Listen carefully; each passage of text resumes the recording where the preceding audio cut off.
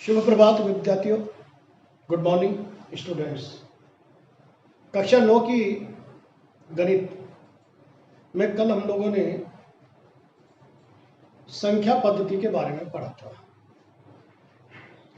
संख्या पद्धति में जब हमने शुरुआत की तो आपको सबसे पहले बताया था राशियां किन्हें कहते हैं, ये कितने प्रकार की होती है, चर और अचर। चर राशियां कौन सी होती है? वो होती है वर्णमाला के अक्षरों द्वारा इन्हें प्रदर्शित किया जाता है, और चर राशियों को हम वेरिएबल्स भी कहते हैं क्योंकि इनका मान परिवर्तनशील होता है। अचल राशियां अपरिवर्तनशील होती है, कल हमने आपको ये बताया था, और ये अंक गणित के अंकों द्वारा यानी कि अंकों द्वारा ये निरूपित होती है। समस्त अचर राशियों को वास्तविक संख्याएं कहते हैं। जो वास्तविक संख्याएं होता है, जो वास्तविक संख्याएं होंगी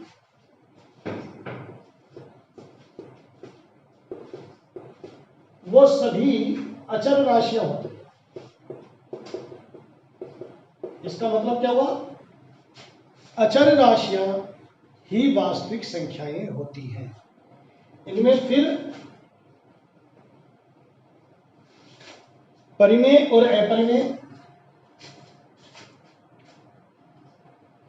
दो वर्गीकरण थे, परिमेय संख्या और अपरिमेय।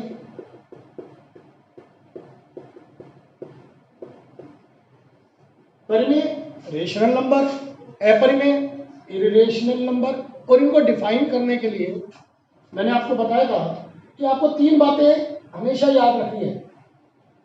कौन कौन सी? नंबर एक, इन्हें P/Q के रूप में निरूपित कर सकते हैं। Q जीरो नहीं होना चाहिए, यानी कि हर जीरो नहीं होगा, भिन्न का हर जीरो नहीं हो सकता, अंश जीरो हो सकता है। और P और Q दोनों पूर्णांक है। ये मैं कल का रिव्यू कर रहा हूं आपको। इसी प्रकार जो ये अपरिमेय राशियां हैं, इनमें पहली बात थी P/Q के रूप में निरूपित नहीं की जा सकती। P/Q के रूप में निरूपित नहीं की जा सकती, ये आपको ध्यान रखना है। सेकंड पॉइंट सेम रहेगा, Q यहां भी जीरो नहीं होना चाहिए। और थर्ड पॉइंट, P और Q दोनों पूर्णांक है। P और Q दोनों पूर्णांक है। क्लियर? कल हमने ये पढ़ा था। और इनके फिर हमने देखे थे कि परिमेय संख्याओं में कौन कौन सी संख्याएं आती हैं, ये हमने देखा था। तो परिमेय संख्याओं में के अंतर्गत आने वाली संख्याएं कौन कौन सी हैं? संक्षिप्त में जिन्होंने कल अच्छी तरह पढ़ा है उनको याद होगा। सभी प्राकृत संख्याएं, सभी पूर्ण संख्याएं, सभी पूर्णांक। पूर्णांक को हम जेड या आई से भी लिखते हैं, कुछ बुक्स में आपको आई से भी मिल जाएगा, बाकी जेड से लिखा जाता है। और भिन्न यानी कि आर, परिमेय संख्या। ये सभी मिलकर के जो संग्रह बनाती है वो होता है परिमेय संख्याएं, और परिमेय संख्याओं को प्रदर्शित करते हैं कैपिटल Q से। अब संख्या रेखा पर हमने आपको निरूपण भी बताया था जो कि छोटी कक्षाओं में था। संख्या रेखाओं पर जब हम इन संख्याओं को, चाहे वो प्राकृत संख्या है, पूर्ण संख्या है, पूर्णांक है या भिन्न संख्याएं जिन्हें हम परिमेय संख्या कहते हैं, किन्हीं दो क्रमागत संख्याओं के बीच में अपरिमित रूप से, बहुत सारी अनंत अपरिमित रूप से परिमेय संख्याएं भी विद्यमान होती हैं और अपरिमेय संख्याएं भी विद्यमान होती है। यह भी कल आपको बताया था। निश्चित रूप से बच्चों के मन में एक प्रश्न उठता है कि भिन्न में अंश और हर दोनों होते हैं, अंश भी होता है और हर भी। ये बात तो समझ में आया, जैसे ये उचित भिन्न है 3/5, यह अनुचित भिन्न है 5/3। भिन्न रूप में मान लीजिए मिश्र भिन्न है 1 सही 1/2, इसको हम कन्वर्ट करेंगे तो 3/2 हो जाएगा। -7/11, इनमें सब में अंश और हर दिए हुए। तो यहां तक तो समझ में आ रहा है कि परिमेय संख्याओं में जो भिन्न होती हैं वो तो ठीक है, बाकी प्राकृत संख्या, पूर्ण और पूर्णांक, ये कैसे मानी जाती हैं कि ये परिमेय संख्याएं हैं? परिमेय संख्या की कंडीशन क्या है बोलिए? P/Q के रूप में व्यक्त कर सकते हैं। तो कोई भी संख्या, मान लीजिए आपके पास 4 है, 4 का निरूपण यूनिक नहीं है। 4 को केवल हम 4 ही नहीं लिख सकते, 4 को 8/2, 12/3, 16/4 भी लिख सकते हैं। ये सभी कहलाती है तुल्य भिन्न। और तुल्य भिन्न जब ये बन गया है, तुल्य भिन्न के रूप में हमने निरूपित कर दिया है, अंश और हर आ गए हैं, तो हमारी तीनों कंडीशंस यहां पर पूरी हो रही है। चिन्ह बेशक प्लस का हो या माइनस का, उससे कोई फर्क नहीं पड़ेगा। ये अपनी कल तक की समझी थी। और कल मैंने आपको यह भी बताया था कि किन्हीं भी दो संख्याएं, जैसे कल मैंने आपको उदाहरण दिया था, दो संख्याओं के बीच में परिमेय संख्या ज्ञात करने के लिए मैंने एक सूत्र बताया था, प्रथम संख्या प्लस द्वितीय संख्या बटा 2।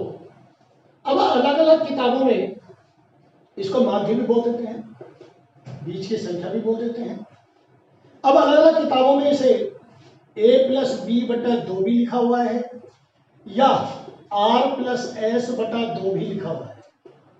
अलग अलग बोर्ड की अलग अलग किताबों में निरूपण अलग अलग किया गया है, लेकिन हमें केवल 2 बात ध्यान रखनी है।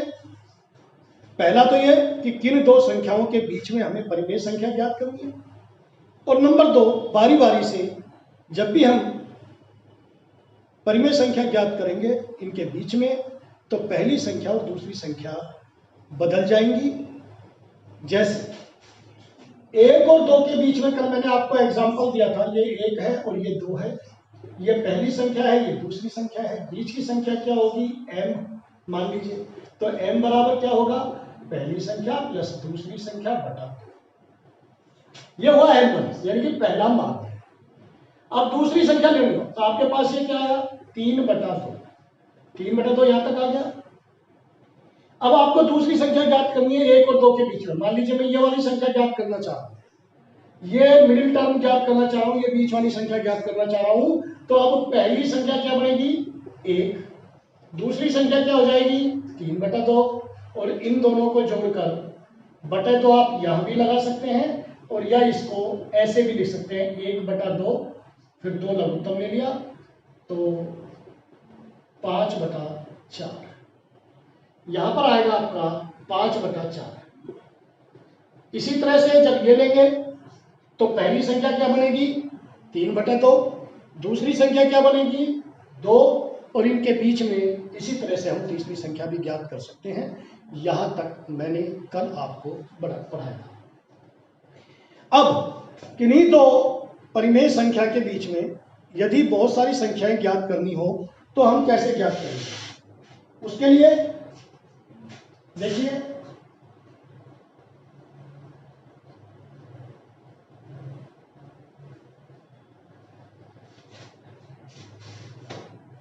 मान लीजिए आपको 3 और 4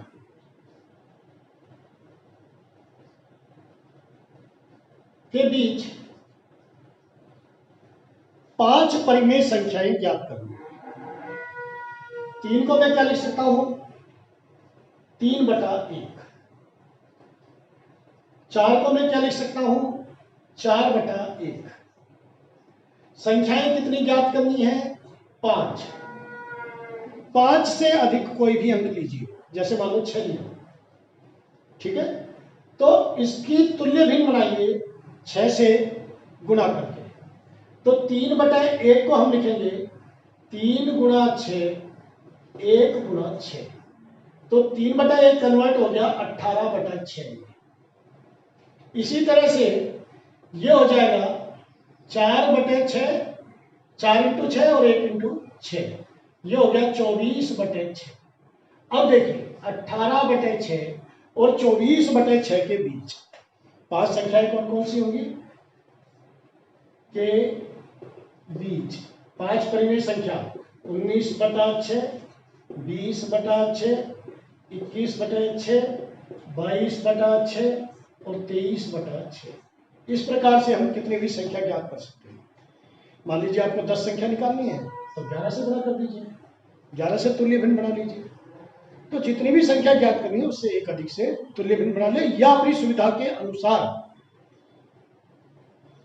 शून्यांत वाली जो संख्याएं 10, 100 इनसे भी गुणा कर सकते हैं। जरूरी नहीं है कि आप 6 से गुणा करें, आप 10 से भी गुणा कर सकते हैं और उनके बीच में आने वाली संख्याओं को ज्ञात करें। ये दो तरीके, किन्हीं दो परिमेय संख्याओं के बीच में बहुत सारी परिमेय संख्याओं में से संख्याएं ज्ञात करने के तरीके।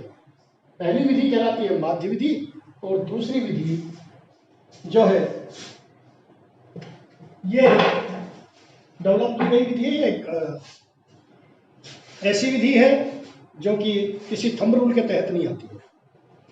अब मैं आपको प्रश्नावली 1.1 के कुछ एग्जांपल्स या कुछ सवाल कराता हूं।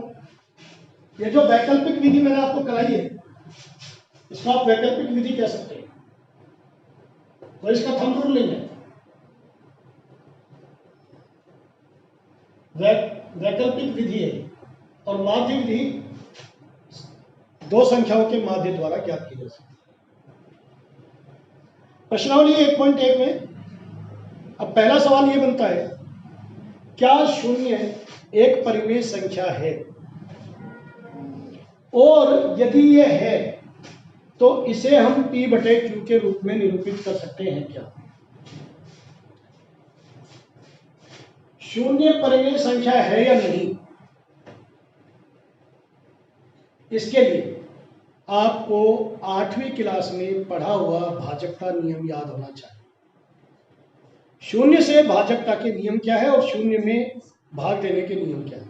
शून्य में हम किसी भी संख्या से भाग दें, शून्य में किसी भी संख्या से भाग दें, हमें भागफल शून्य ही प्राप्त होगा। इसका मतलब क्या हुआ कि शून्य को हम P/Q के रूप में निरूपित कर सकते हैं। हमारी पहली कंडीशन पूरी हुई कि शून्य में किसी भी संख्या का भाग दिया जा सकता है। वो बात अलग है कि हमेशा हमें रिजल्ट शून्य ही मिलेगा। तो P/Q के रूप में निरूपण संभव हुआ। दूसरा, Q तो शून्य होना ही नहीं चाहिए, क्योंकि शून्य से भाग देने का आज तक कोई नियम नहीं बना है, इसे अपरिभाषित कैसे।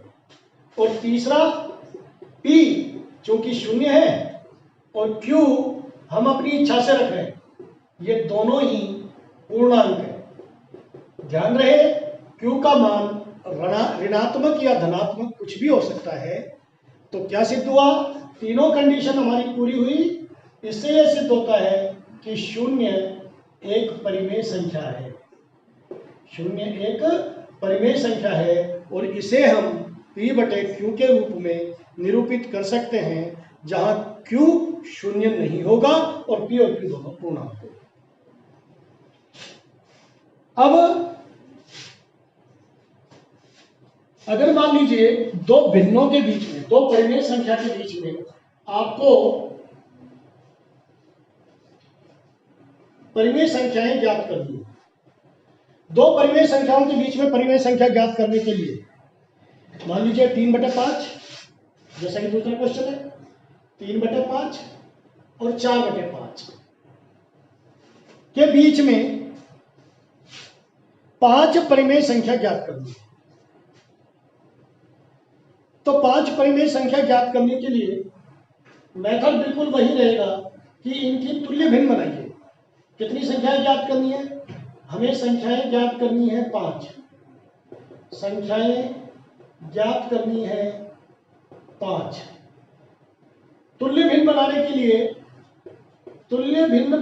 लिए n+1 यानी कि 6 से इसका हो गया मल्टीप्लाइंग फैक्टर। तो 3/5 को हम लिखेंगे 3 गुणा 6 5/6 यानी कि 18/30। तो 3/5 का मान क्या हुआ? 18/30, इसकी तुल्य भिन्न।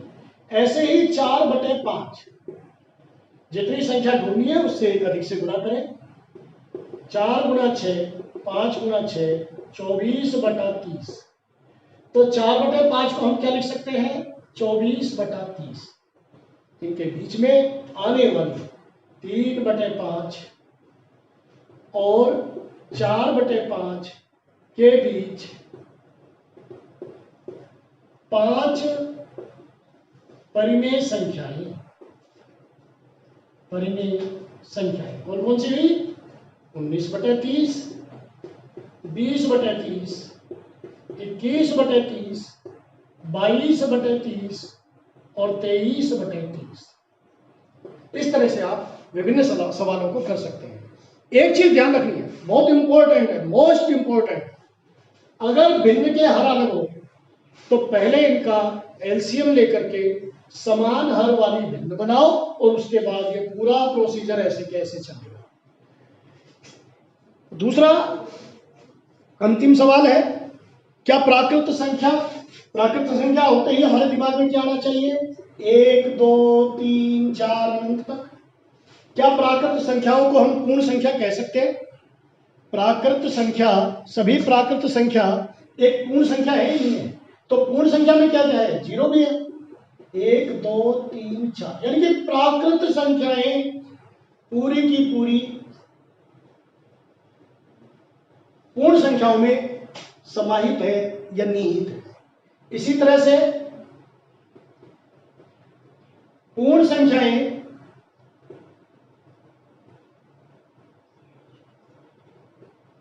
कोई भी पूर्ण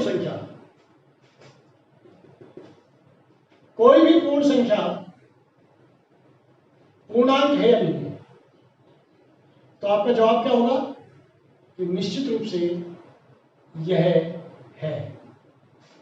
सभी पूर्ण संख्याएं इसमें समाहित है, सभी प्राकृत संख्याएं इसमें समाहित है। और भिन्न संख्याओं में ये भी आती है और इनके बीच की परिमेय संख्या भी आती है।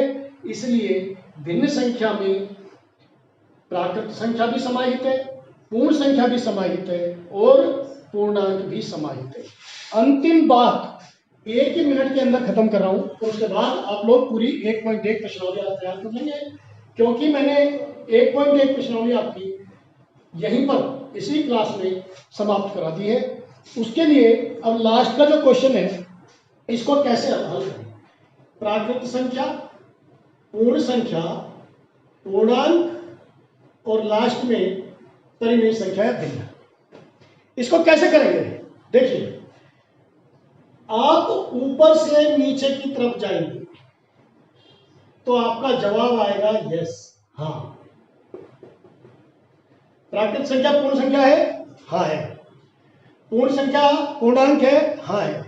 प्राकृत संख्या पूर्णांक है, हाँ है। प्राकृत संख्या भिन्न संख्या है, हाँ है। पूर्णांक परिमेय संख्या है, बिल्कुल है। और जब हम नीचे से ऊपर जाएंगे, क्रम यही रहेगा, ध्यान रखना, तो आपका जवाब आएगा नहीं, नो। क्या प्रत्येक भिन्न संख्या पूर्णांक है? नहीं।